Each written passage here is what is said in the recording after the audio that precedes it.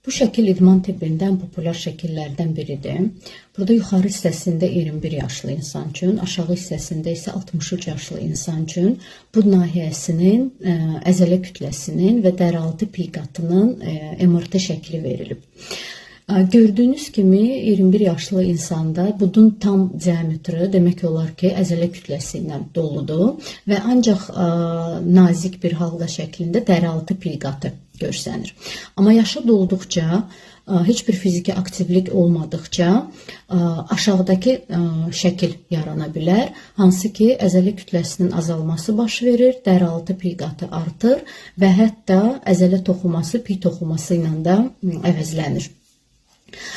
Əslində, yaşa dolduqca əzələ kütləsinin itirilməsi normal bir prosesdir, fizioloji prosesdir və bunun üçün xüsusi bir termin də var, sarkopeniya adlanır.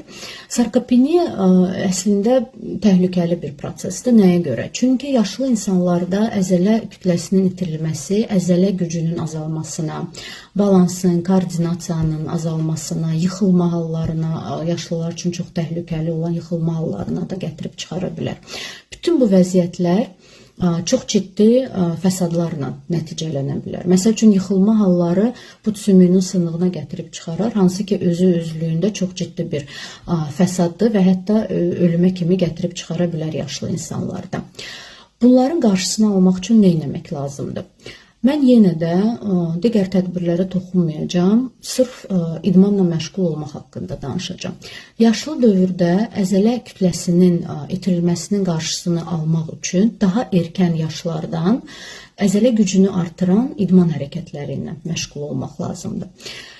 Fiziki aktivliklə bağlı beynəlxalq protokollar tövsiyə eləyir ki, həftədə ən azı 2 dəfə əzələ gücünü artıran idman hərəkətləri etmək lazımdır.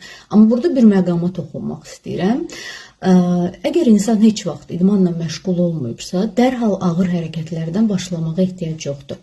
Daha yüngül hərəkətlərdən, bədən çəkisi ilə başlamaq lazımdır.